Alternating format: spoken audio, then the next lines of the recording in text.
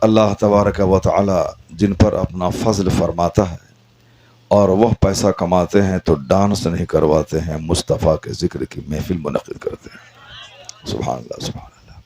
انہی خوش بخت اور نیک بخت لوگوں میں ایک نام حضرت مولانا طبیب ملت مولانا محفوظ عالم صاحب قبلہ کا ہے۔ سبحان اللہ سبحان اللہ نے ان کو بہت پیسے دیے ہیں۔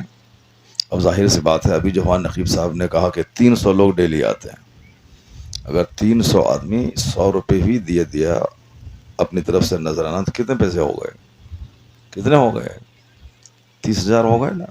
تو ہم لوگ 30,000 کماتے ہیں؟ نہیں، وہ تو کبھی کبھار 50,000 60,000 70,000 روپے نظرانہ کبھی کبھار لوگ دیتے ہیں، باقی جنرل 10 20 25 50۔ کل میں جا رہا ہوں بیلگام شریف، تو کل انہوں نے کہا ہے کہ 50,000 روپے میں دوں گا، 25,000 روپے اکاؤنٹ میں ڈال دیا اس نے، ٹکٹ آنے جانے کا تو وہی 25,000 روپے کا ہو گیا۔ تو مگر ہم لوگ بھی ڈیلی 30,000 نہیں کماتے، اور جمعہ کے دن آتے ہیں کتنے؟ جمعرات کے دن 500 لوگ۔ اب 500 اگر 100 روپے ہی دیا، کوئی 1000 بھی دیتے ہوں، کوئی 2000 بھی دیتے ہوں گے، کوئی 5 روپے بھی دیتے ہیں، کوئی نہیں بھی دیتے ہوں گے۔ ایک جنرل ایک ایوریج ہم مان کے لیتے ہیں 100 روپے، اگر 500 آدمی آیا تو 50,000 روپے ہو گئے۔ مولانا محفوظ صاحب کو ایک مکان سیتامڑھی میں خریدنا چاہیے، ایک مکان پٹنہ بہار کی راجدھانی میں کرنا چاہیے، ایک مکان ان کو دلی میں بنانا چاہیے۔ ابھی تو 3 سال ہوا ہے، 2-4-10 سال کے بعد پھر دیکھ لیجیے گا۔ تو یہ ایک مکان سیتامڑھی میں خریدیں گے، آپ سوچ رہے ہوں گے ایک مکان دلی میں خریدیں گے، ایک بمبئی خریدیں گے، اور صاحب یہاں بھی 10 ایکڑ زمین خرید کے زبردست مکان بنائیں گے، مگر نہیں، چونکہ آدمی دیکھتا ہے کہ پہلے جو شروعات اچھی ہوتی ہے تو انت بھی اچھا ہوتا ہے نا، ہے گئی؟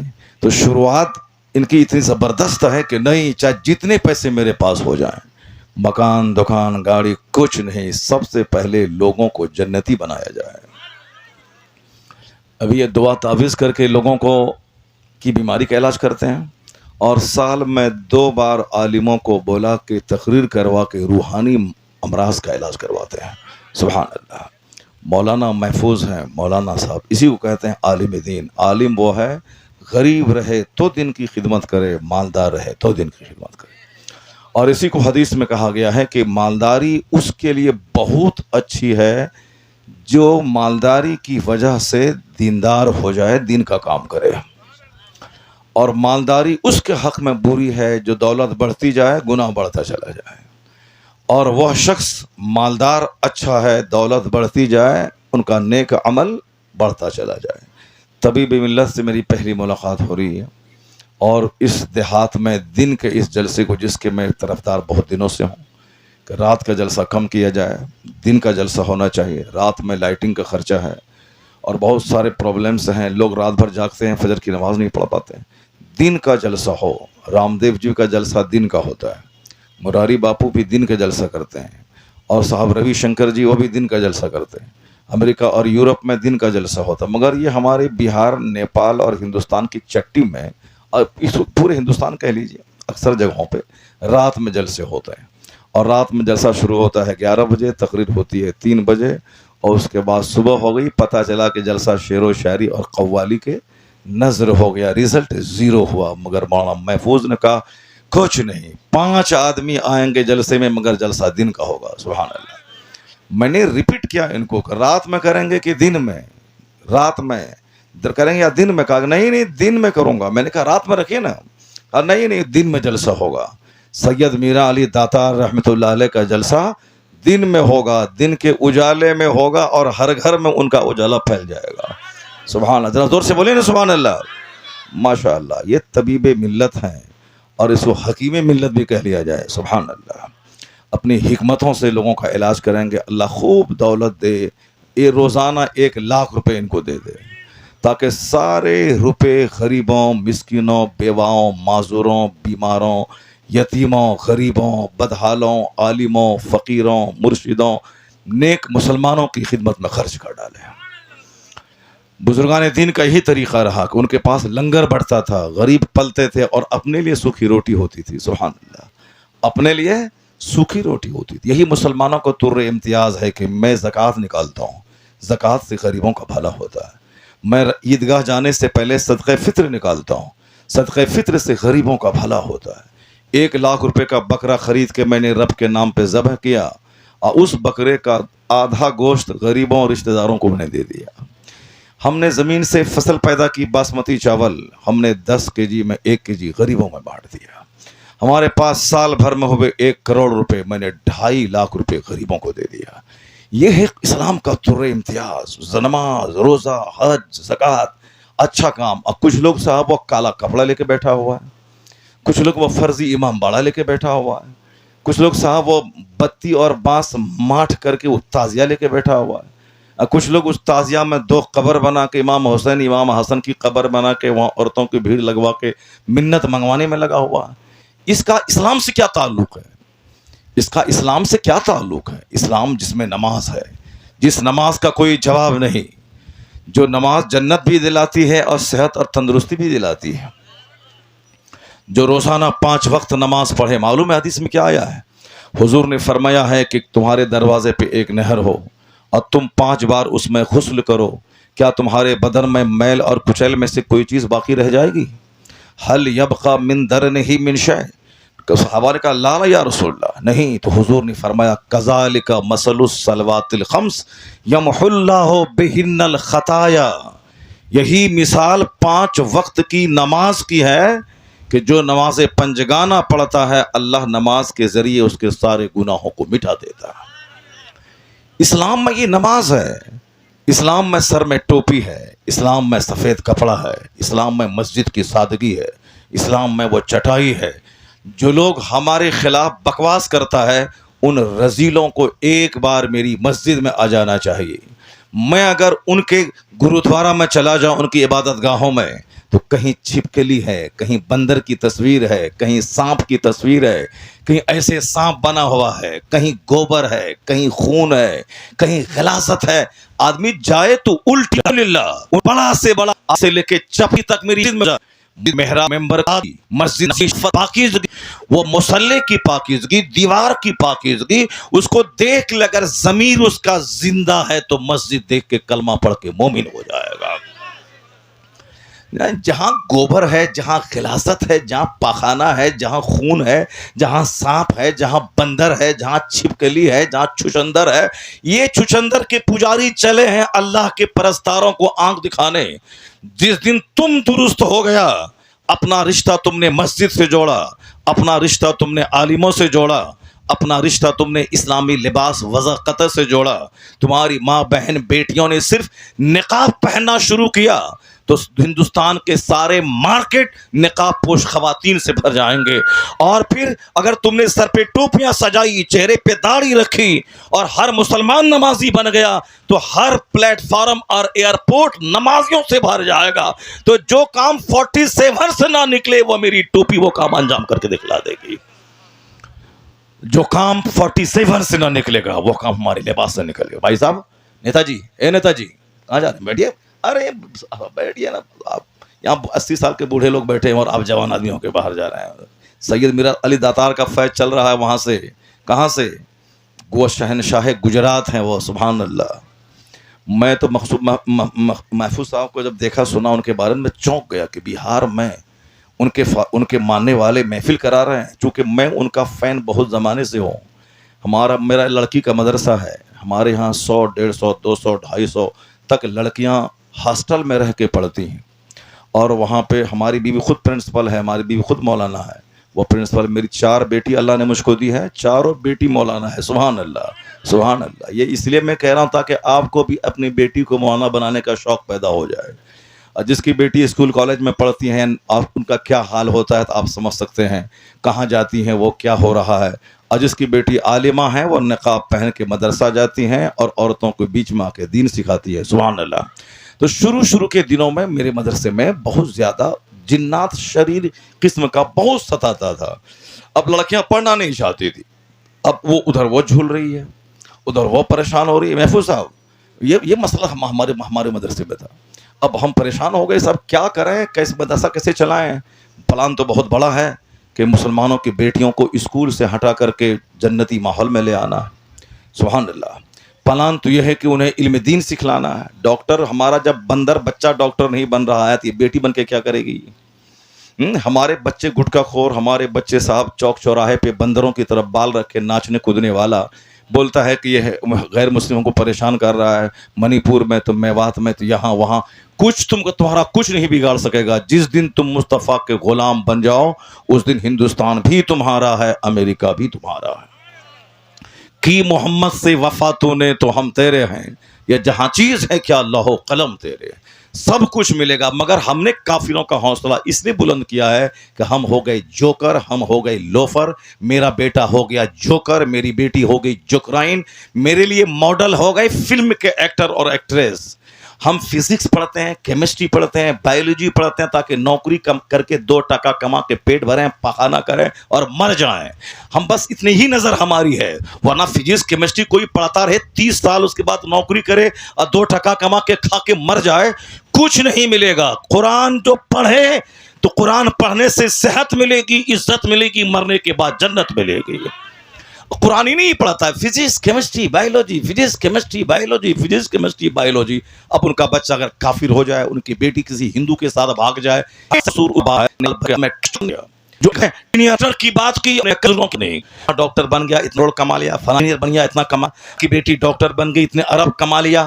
یہ قسم کھا کے میں کہتا ہوں 2-4-10% کو چھوڑ کر کے 95% لڑکیاں جس کی نوکری میں گئیں ڈاکٹر کے بن کے یا ٹیچر بن کے، قسم خدا کہ 5% لڑکا تال میں ان کے شوہر سے اچھا نہیں ہے.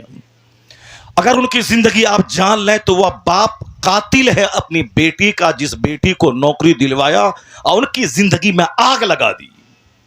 انہوں نے زمین بیچ کے اس کو پڑھایا، مگر بیٹی جب شادی شدہ ہوتی ہے تو شوہر کہتا ہے کہ تو میری بیوی ہے، پیسہ لاؤ. وہ کہتی ہے میرے باپ نے زمین بیچ کے پڑھایا ہے، پیسہ باپ کو دوں گا تجھ کو نہیں.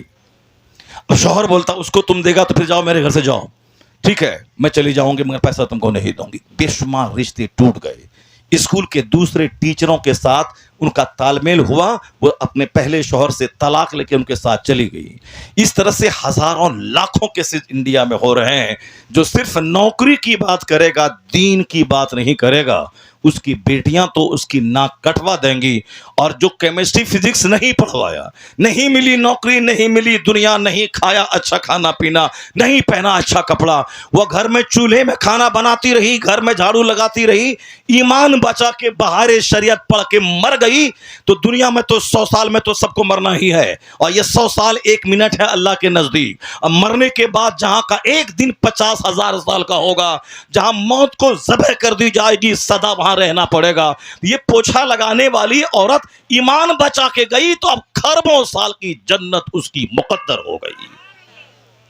تب وہاں وہ باپ ماں کہیں گے کہ کیمسٹری پڑھوایا، نوکری لگ گئی، نماز چھوٹی، غیر اجنبی مردوں سے تال میل ہوا، اگرچہ زنا نہیں کیا مگر پھر بھی مسکرایا تو، چہرہ کھلا رہا، ہاتھ ملایا، اس کی میٹنگ میں اٹینڈ کیا، نماز کی پابندی ہٹی. جس شوہر کا پاؤں دبا کے جنت جانا تھا، اب وہ 25,000 کمانے والی وہ کیا شوہر کا پاؤں دبائے گی؟ شوہر بیچارہ الگ رو رہا ہے، نہ سر میں کوئی تیل لگانے والی ہے، نہ پاؤں کوئی دبانے والی. وہ تو ہمارے پہلے زمانے کی ماں بہن بیٹیاں تھیں، ماں بہنیں تھیں جو اپنے شوہروں کا پاؤں دباتی تھی کہ گھنٹہ رات میں صاحب صبح سویرے اٹھنے سے پہلے اس کو پاؤں دبا کے اٹھاتی تھی تاکہ نماز پڑھیے. اب بھی ہم بھی نماز پڑھتے ہیں. ابھی تو سب ترس گئے شوہر کہ کوئی بیوی ایسی ملی جو پاؤں دبائے. کیسے دبائے گی؟ 5 گھنٹے اسکول میں تھک مر کے چور ہو کے وہ آئی ہے، اب وہ شوہر کا کیا پاؤں دبائے گی؟ تو شوہر کے پاؤں دبانے میں جنت ملتی، لیکن ایسی کون سی پڑھائی پڑھ لیا کہ شوہر سے لڑائی کرنے میں اب وہ جنت تلاش کر رہی ہے. اس لیے دنیا داروں کی کہانی بند کیجیے، اپنے گھروں میں سید میرا علی داتار اور بزرگوں کا چرچا شروع کیجیے.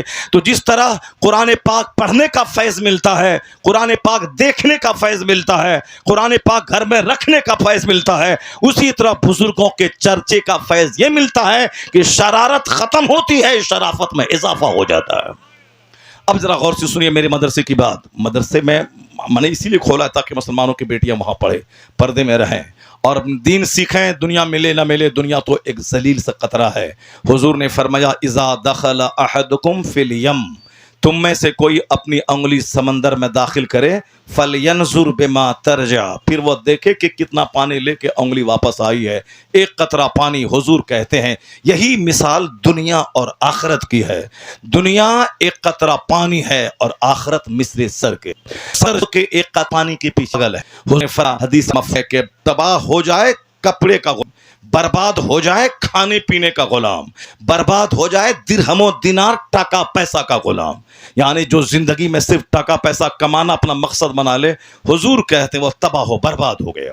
جو صرف اچھا کھانے کے پیچھے اپنی ساری انرجی جھونک دے، حضور کہتے ہیں وہ تباہ و برباد ہو گیا۔ جو صرف گھر مکان بنانے اور پیسہ درہم و دینار جمع کرنے میں لگا، وہ تباہ و برباد ہو گیا۔ اب حضور کے اس فرمان کی روشنی میں 90% لوگ تباہ و برباد ہو گئے۔ اور جس نے دنیا کی محبت سے سینے کو خالی کر لیا اور جو سجدے میں دل لگایا، تو سمجھ لیں کہ وہ دنیا میں بھی ارب پتیوں کے مقابلے میں زیادہ خوش رہے گا، اور مرنے کے بعد جہاں کھرب پتی آگ کی زنجیر میں باندھ کے آگ میں ڈالے جائیں گے، وہاں دنیا میں غربت کی زندگی جینے والا یہ متقی جنت کا مسافر ہو جائے گا۔ اللہ تعالیٰ آپ سبوں کو دینی کام کرنے کی توفیق عطا فرمائے۔ میں نے یہی سوچ کر لڑکی کا مدرسہ قائم کیا تھا۔ شروع کے دنوں بڑی پریشانی ہوئی۔ ایک پریشانی تو یہ ہوئی کہ اگر آج کوئی مشورہ ہم سے لے گا لڑکی کا مدرسہ کھولنا ہے، سب سے پہلے میں بولوں گا مدرسہ مت کھولو۔ اگر علاقے میں کوئی بڑا مدرسہ لڑکیوں کا ہے تو اس کو امپروو کرو، اس کو ترقی کرو، اس کو بڑا بناؤ۔ 1 بیگھہ زمین ہے تو 5 بیگھہ زمین اپنی طرف سے چندہ وندہ کروا کے خریدوا دو، چاروں طرف سے بڑی اونچی دیوار بنوا دو، اندر میں چاہ کے لڑکیاں گھومیں پھریں، عصر سے مغرب کے بیچ میں گارڈن میں رہیں، بالکل کنجسٹیڈ مکان میں مت رکھو ورنہ بیمار ہو جائے گی وہ۔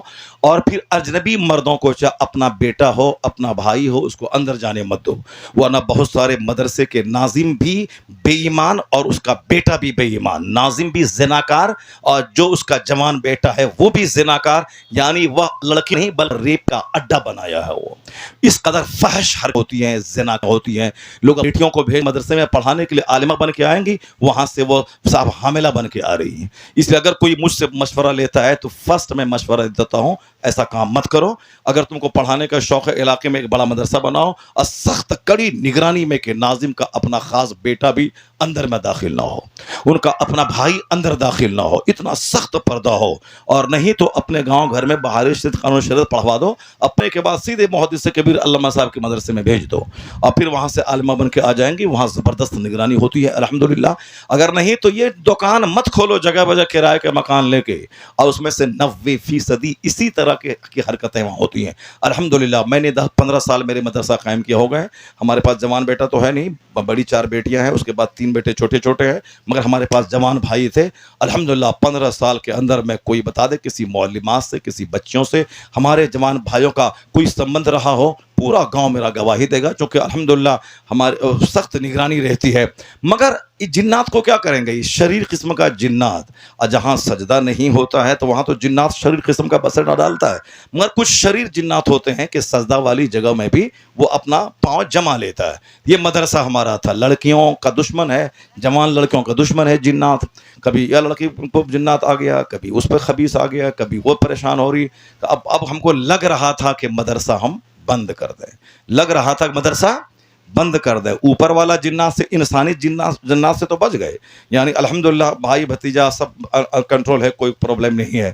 اور اسی خاطر میں نے 25 سال کے بعد میں نے دوسری شادی کر لی، تاکہ ہماری بیوی عالمہ رہے اور مدرسے میں پڑھائے، تاکہ ہم کو دوسری ٹیچر کا منہ دیکھنے اور ان سے بات کرنے کی فرصت نہ ہو، میری بیوی ہی رہے، انہی سے ہم پوچھیں کہ کیا ہو رہا ہے، کون کیا پڑھا رہی، کون نہیں پڑھا رہی، کون ٹیچر کیسی ہے، ان سے ہی بات کریں۔ اور الحمدللہ 25 سال پہلی شادی کے ہو گئے۔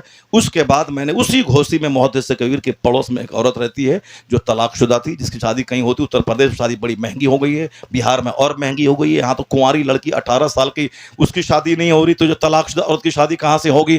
مگر وہ عالمہ تھی، مجھ کو تلاش تھی، اس کے مقدر میں تھا، میں نے نکاح کر لیا۔ یہ سوچ کر کے اگرچہ پہلی بیوی نے مخالفت کی، اور مولوی لوگ جو کم پڑھے لکھے مولوی ہوتے انہوں نے مخالفت کی، ان کم پڑھے لکھے مولوی کی میں نے جیسی کی تیسی کر دی۔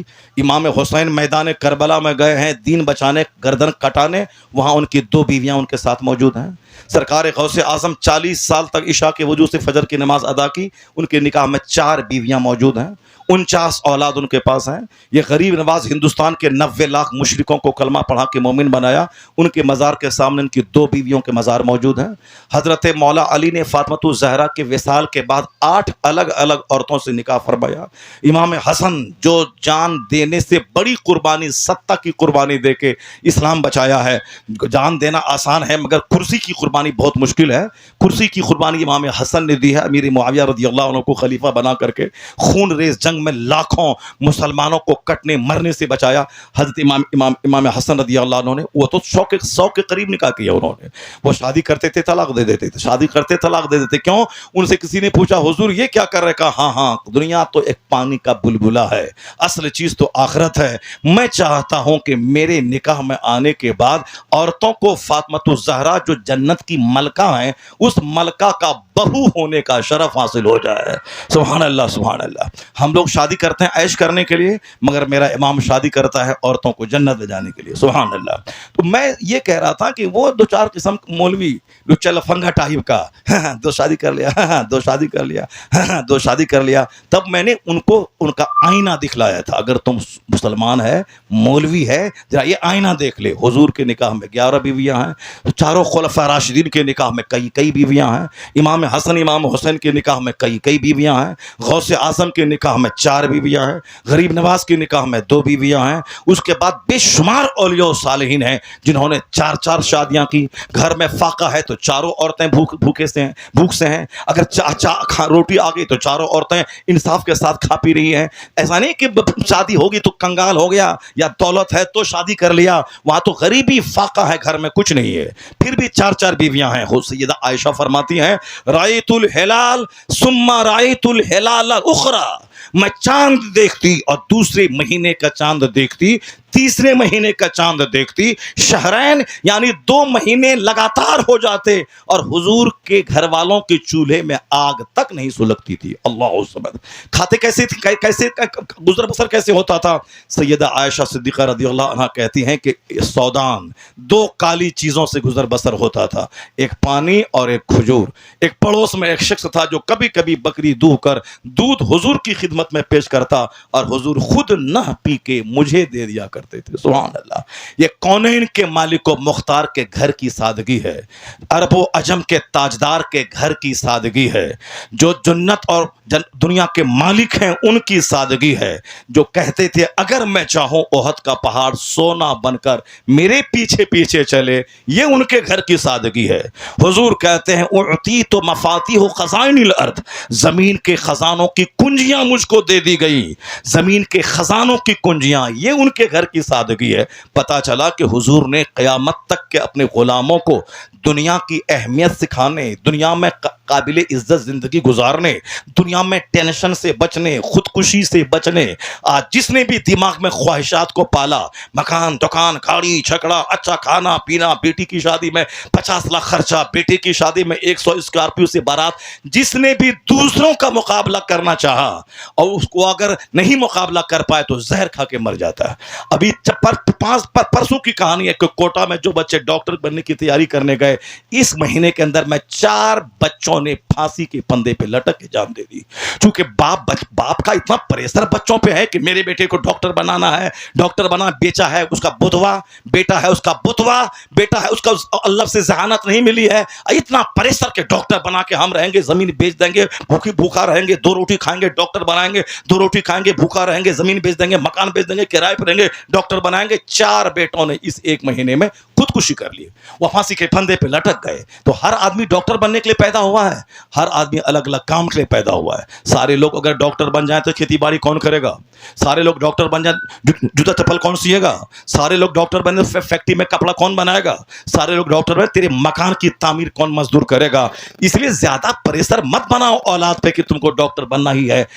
1 سال کے اندر کئی 100 بچے خودکشی کر چکے, اور آج کل پڑھے لکھے لوگ بھی زہر کھا کے مر رہے ہیں. مکان بنانے کی ٹھان لیا 1 کروڑ کی، اب پیسہ ہی نہیں ہے، قرض لیا بینک سے 50 لاکھ روپے، اب اپنا بزنس ٹھپ ہو گیا، اس کو ادا کیسے کرے گا؟ زہر کھا کے مر گیا۔ سشانت سنگھ راجپوت بمبئی کا فلم ایکٹر، میں اس لیے بار بار بولتا ہوں چونکہ ہمارے بچے ایکٹر کے دیوانے ہیں، ہمارے بچے مولانا کو الو سمجھتے ہیں، مولانا لوگوں کو بیوقوف سمجھتے ہیں۔ مولانا سے زیادہ ہوشیار کوئی نہیں ہوتا۔ مولانا جو قرآن کا علم رکھتا ہے، ارب پتی کے پاس 1000 ایکڑ زمین رہے، وہ زمیندار ہے، مگر یہ عالم کرائے کے گھر میں کیوں نہ رہے، قرآن حدیث کے علم کی وجہ سے وہ نائب محبوب پروردگار ہوتا ہے۔ وہ یہ عالم نائب رسول ہوتا ہے۔ عالم اگر راستے سے چلے تو سمندر کی مچھلیاں ان کے لیے دعا کرتی ہیں، درختوں کے پتے ان کے لیے دعا کرتے ہیں۔ اس لحاظ سے سوچیں گے تو دنیا کا کوئی پریزیڈنٹ، کوئی ارب پتی، کوئی کیپیٹلسٹ، کوئی کھرب پتی عالم دین کے مقابلے میں ہو ہی نہیں سکتا ہے۔ البتہ عالم دین کو صبر سے کام لینا ہے، قناعت سے کام لینا ہے، اس کو عام لوگوں کی طرح رومال جھاڑتے ہوئے بازار میں نماز کے ٹائم میں نہیں رہنا ہے۔ یا علم سیکھے ہیں تو علم کی قدر کریں، نماز پنجگانہ باجماعت ادا کریں، جھوٹ نہ بولیں، سنیما نہ دیکھیں، اور لوگوں کی طرح 24 گھنٹے موبائل کو مت گھچاڑیں، اور پھر صاحب چوک چوراہے پہ نماز کے ٹائم میں مت بیٹھے رہیں۔ یہ صرف متقی بن جائیں، خدا کی قسم ارب پتی ان کا غلام بن جائے گا۔ اور غلام ہے، تم بھلے ہی لنگٹا رہو الگ بات ہے، مگر بمبئی کا ارب پتی ایک بہار کے جاہل باپ کا عالم بیٹا اگر محرم میں خطاب کرنے گیا، اربوں کے گھر میں رکھتا ہے، ان کا ہاتھ پاؤں چومتا ہے، یہ کہتے ہوئے کہ مجھ کو مطلب نہیں کہ تو غریب کا بیٹا ہے، میں اس لیے ہاتھ چومتا ہوں کہ تو مصطفیٰ کا نائب ہے، مصطفیٰ کی حدیث سنانے آیا ہے۔ تو عالم دین کا وقار نہ ان کے حسن کی وجہ سے ہے، نہ ان کے سفید کپڑے کی وجہ سے ہے، نہ ان کے مکان دکان کی وجہ سے ہے، اور نہ ہی ان کی بے عزتی ان کے 5000 پہ ماہانہ کمانے کی وجہ سے ہے۔ یہ پیسہ ہے کیا؟ دنیا جیفت و طلاب حق لاب، یہ دنیا مردار ہے، اس کے طلبگار کتے ہیں۔ حدیث پاک کا مفہوم آیا ہے کہ دنیا مثل مردار مری ہوئی بکری، اور جو نماز روزہ حج و زکات چھوڑ کر کے حرام حلال کی تمیز کھو کے اس دنیا کو کمائے، اس کی مثال کتا جو اس مری ہوئی بکری کو کھاتا ہے۔ کوئی زندہ آدمی مری بکری کوئی آدمی مری بکری کو نہیں کھاتا ہے، مری ہوئی بکری کو کتا کھاتا ہے۔ حدیث پاک کا مفہوم ہے الدنیا جیفت و طلاب حق لاب، یہ دنیا مردار ہے، اس کے طلبگار کتے ہیں جو صرف پیسہ چاہیے، چاہے جھوٹ ہو، چاہے حرام سے ہو، چاہے جس طریقے سے وہ پیسہ چاہیے، چاہے مدرسے کا پیسہ ہو، مسجد کا پیسہ ہو، لوٹ کے کھسوٹ کے، چاہے چندہ کیا، ہلے شری نہیں کیا، زکات خیرات کیا اور کلیکشن کیا۔ کلیکشن کرنے کا مطلب سمجھ لیا یہ ہماری وراثت کا پیسہ ہے، باپ نے ہم کو دیا ہے، تم کو لوگوں نے مدرسے کے نام پہ دیا ہے، نہ کہ تیرا پیٹ بھرنے دیا ہے۔ البتہ شریعت نے تیرا محنتانہ مقرر کیا ہے کہ تم زکات کے وصول کرنے والے ہو، محصل ہو، تو اس کا شریعت نے ایک حصہ مقرر کیا ہے، تو اتنا ہی لے گا کہ سارا پیسہ بکٹ کر جائے گا اور لائے گا وہاں سے، اس کو سب کھا پی لے گا اور عید کا سارا کپڑا بنا لے گا۔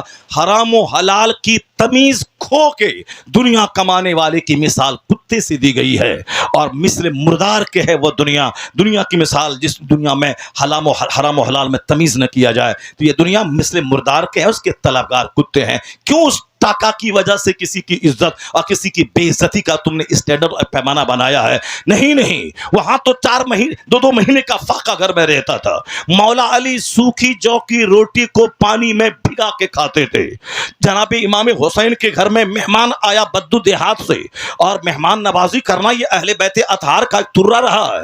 مہمان کے اپنا کھانا ہے سوکھی روٹی، اور مہمان جب آئے تو نفیس قسم کا دسترخوان بچھانا ہے، پوری انرجی جھونک دینی ہے مہمان کی عزت میں پہلے دن۔ یہ طریقہ ابراہیم علیہ السلام کا رہا، سارے نبیوں کا بھی۔ مہمان اگر نہیں دسترخوان پہ بیٹھتے، کئی کلومیٹر دور تک جا کے مہمان کو ڈھونڈ کے لاتے تھے، دسترخوان پہ بیٹھاتے تھے۔ مہمان اللہ کا بھیجا ہوا ہوتا ہے، مہمان ایک تحفہ ہوتا ہے، مہمان سال بھر کی روزی لے کے آتا ہے۔ پہلے برکتیں تھی، پہلے اتنا مکان نہیں تھا، پہلے اتنی فصل پیدا نہیں ہوتی تھی، مگر مہمان خوب آتا تھا۔ مہمان ہم غریبوں کے مہمان خوب آتا تھا، اور پھر محلے میں جس کے گھر میں مہمان آ گیا، سارے محلے کی عورتیں اس اس کے گھر میں انڈا بھیج دیتی تھی, مرغا بھیج دیتی تھی, روٹی اس کے گھر میں نہیں ہے, محلے سے روٹی آ گئی. یہ محبتیں تھیں. ابھی تو نفرت, سب ایک دوسرے کو ذلیل کرنے پہ تلا ہوا ہے.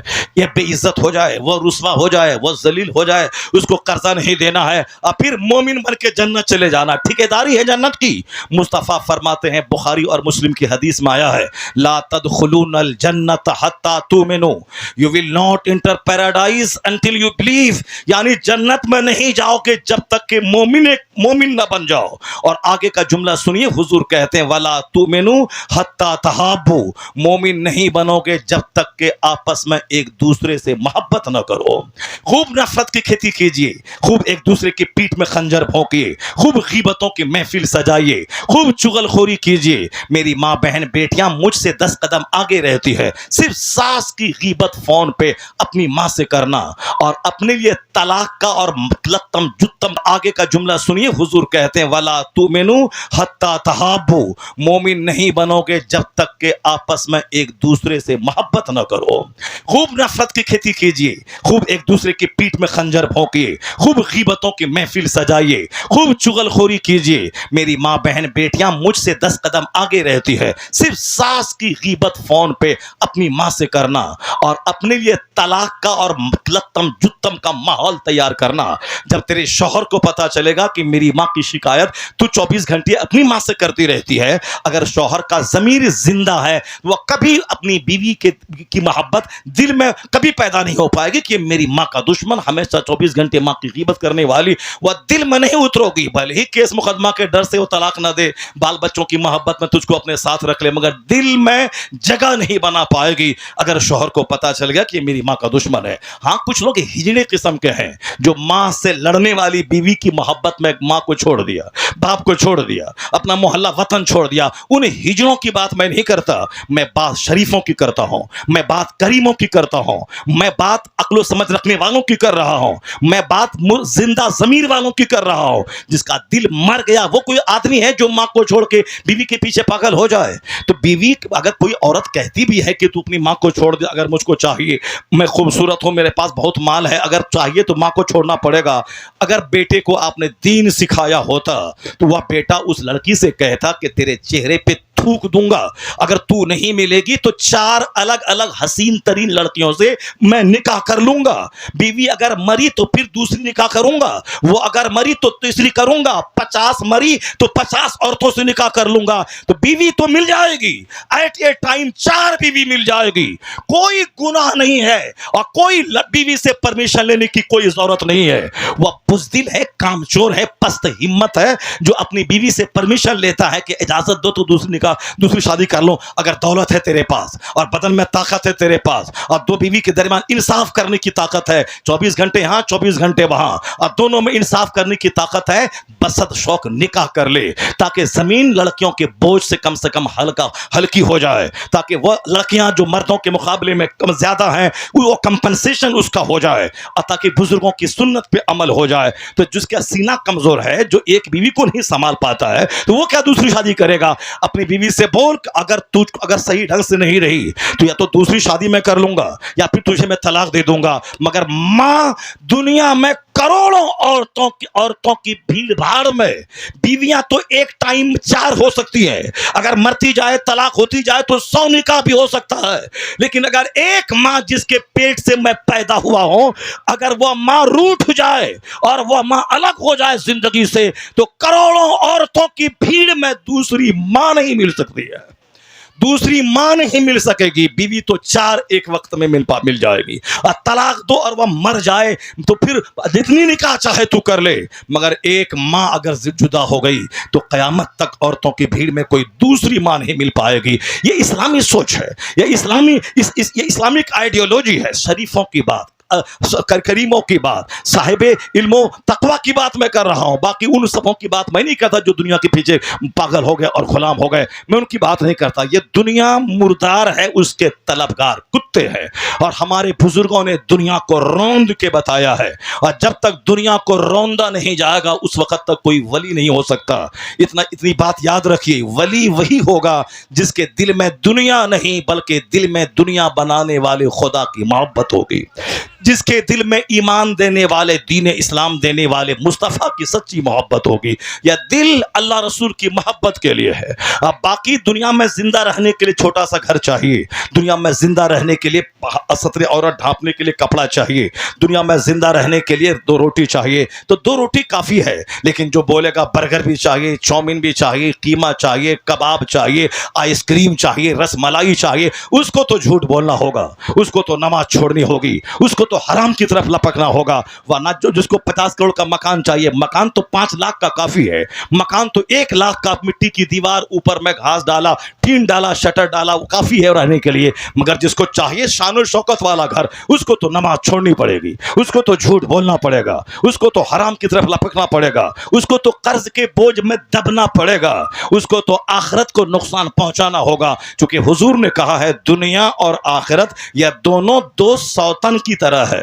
ایک کی طرف جہاں جھکا تو دوسری ناراض ہو جائے گی، اس کی طرف جھکا تو وہ ناراض ہو جائے گی۔ آپ کو شاید اس کا تجربہ نہ ہو، چونکہ میرے پاس 2 بیویاں ہیں، اس کا مجھ کو 110% تجربہ ہے۔ جہاں ایک کی طرف زیادہ مائل ہوا جھکا تو دوسری تو بات کرنا بند کر دیتی ہے، اور جہاں ان کے پاس جا کے 1 گھنٹے کا ٹائم زیادہ دیا تو پھر چاہے ان کو سونے کے زیورات سے لاد دیں مگر پھر ان کا منہ پھول جاتا ہے، پھر ایک مرد کی طرح ان کو منانا پڑتا ہے۔ ایک باپ اپنے بچے کو جو بناتا ہے ٹافی دے کر، چاکلیٹ دے کر، لیمن جوس دے کر، اسی طرح ایک شوہر کو اپنی بیویوں کو راضی کرنا پڑتا ہے۔ ورنہ اگر بیوی کی بات کو یہ مان لے تو پھر اس کو گھر چھوڑنا پڑے گا، ماں کو چھوڑنا پڑے گا، باپ کو چھوڑنا پڑے گا، ساس سسر کا غلام بننا پڑے گا۔ بیوی کی بات مت مان، شریعت کی بات مان، سنت کی بات مان۔ شریعت اور سنت پہ عمل کرنے والا ہی بیوی کو خوش رکھ سکتا ہے، ورنہ ماں باپ سے دشمنی کر کے وہ احمد آباد بھاگ جائے، یہاں تو ماں باپ ہیں جس جو سمجھا دے گا، اور وہاں کوئی نہیں، اکیلے دونوں چھیل چھبیلا ہے، اور وہاں تو لتم جتم گولی مار دھاڑ، وہ لیون میں رہنے والا پونا کا آفتاب پونا والا جس کے ساتھ رہا، جس کے حسن کو انہوں نے بھیڑیے کی طرح چوسا، اس کے 50 ٹکڑے کر کے اس کو ختم کر دیا۔ وہ ثنا خان ناگپور کی مسلمان نام کی عورت، اس نے جبل پور کے RSS کے ایک غنڈے اور ہوٹل کے مالک کروڑ پتی سے انہوں نے محبت کی، محبت کے نام پہ ان کے پاس وہ آ گئی، کیا کیا؟ ان کے بدن کو چوسا، ان کے حسن کو چوسا، پھر کٹی کر کے اس کو وہاں کی ندی میں اس کو پھینک دیا، پولیس والوں نے اس کو نکالا۔ جو بھی ماں باپ سے بغاوت کر کے اور اپنے عالموں کی تقریر سے بغاوت کر کے، اپنی مسلم سوسائٹی سے بغاوت کر کے، جو بھی کفار و مشرکین کے لڑکوں کا حسن، ان کا ایک پاکٹ مٹھائی، ان کا زیور، ان کی آمدنی، اس کی نوکری کو دیکھ کر جو وہاں گئی تو تیار ہے 50 ٹکڑوں میں کٹنے کے لیے، وہ تیار ہے در در کی بھیک مانگنے کے لیے، وہ تیار ہے طوائف کے کوٹے پہ عزت کو بیچ کے نیلام کر کے چند پیسے کمانے کے لیے۔ کئی لاکھ مسلمانوں کی بیٹیاں کفار کے ساتھ دبئی گئیں اور وہاں اس کو نچوڑ کے وہ لڑکے بھاگ گئے، اب وہاں مجبور ہے کہ واپس باپ کے پاس آ بھی نہیں سکتی ہیں، اور پھر طوائف کے کوٹے پر عزت بیچ کے زندگی گزارنے پر مجبور ہے۔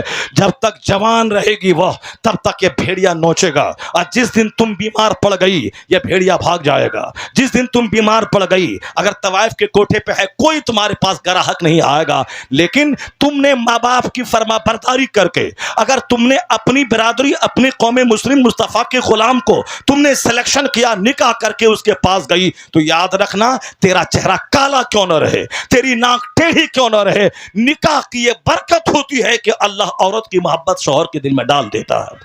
جیسے ہی بولا قبل تو اسی وقت محبت یہاں پیدا ہوتی ہے۔ اگر یہ محبت اللہ پیدا نہ کرے تو کالی عورتیں مر جاتی، کوئی شوہر اس کو گوارا نہیں کرتا، بیمار عورت مر جاتی پھانسی لگا کر، کوئی شوہر اس کو نہیں جھیلتا۔ میرے مدرسے کا چپراسی 8,000 روپے مہینہ کماتا ہے، مگر میرے مقابلے میں وہ بہت بہتر ہے، اس لیے ان کی بیوی 10 سال سے لگاتار بیمار ہے، وہ صاحب اگر ڈیلی دوائی نہیں کھائے تو وہ پاگل ہو جائے۔ اسی 8,000 میں 4 بچوں کو بھی پالنا ہے اور ہر مہینے بیوی کو ڈاکٹر کے پاس بھی لے جانا ہے، اسی 8,000 میں سب کام کرنا ہے اس کو، مگر وہ مقدر کا دھنی ہے وہ بندہ۔ کبھی میں نے نہیں سنا، چونکہ وہ میرا چپراسی ہے، وہ ہمارے پاس آس پاس میرے رہتا ہے، لیکن کبھی نہیں بولا حضرت میں پریشان آ گیا، بیوی سے تنگ آ گیا، میں جھنجلا گیا، میں زہر کھا کے مر لوں گا، کب 8,000 روپے ہیں، کیا علاج کرواؤں، 4,000 روپے علاج میں لگ جاتے ہیں، کبھی نہیں بولا۔ وہ شخص جو 10 بیگھہ زمین رکھنے کے بعد اپنی بیوی کی شکایت کرتا ہے اور اس کو میکے بھیج دیتا ہے، جاؤ اپنے باپ کے یہاں، باپ سے بولو، باپ علاج کروائے گا۔ ایک بیمار بیوی बीवी मेरे हाथ लग गई. ये बिहार में पता नहीं कौन सी रस्म पैदा हो गई कि साहब शादी होने के बाद पहला इशू जो होगा वो मैके में होगा.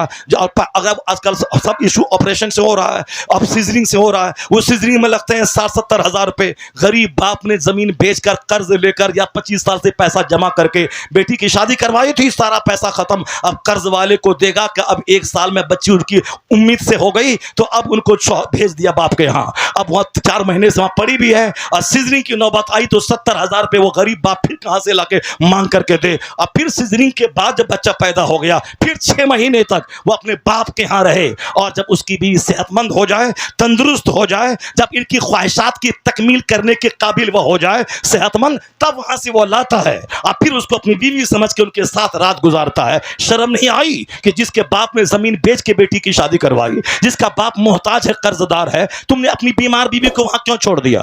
तुमने ऑपरेशन का सारा खर्चा उसके बाप पे कैसे डाल दिया? और तुमने 6 महीने तक अपने बच्चे और अपनी बीवी को बाप के घर कैसे छोड़ दिया? शर्म, गैरत और हया सबका जनाजा उड़ गया. वो जब तेरी बीवी है वो सिर्फ सेहतमंदी में बदन नोचने के लिए, और जब बीमार पड़ जाए तो बाप के घर भेज दो, जब तंदुरुस्त रहे तो तेरे पास, हामिला हो तो बाप के पास भेज दो. ये इंतहाई दर्जे की रसालत, इंतहाई दर्जे की कमीनापनी, इंतहाई दर्जे की कसासत है. जब तेरी बीवी हो गई तो महर की रकम भी तू दे, उसका खाना भी तू दे. हाँ, लड़की का बाप अगर खुद से जिद करके लेके चला जाए और खुशहाल है और खुद से बोले कि दामाद बाबू आप परेशान मत उठाओ, मैं बाप हूं, मेरे पास अल्लाह का दिया बहुत कुछ है, आप बगैर किसी तकलीफ के आप अपनी बीवी को मेरे पास छोड़ दीजिए, मैं सब कुछ करूंगा, मेरे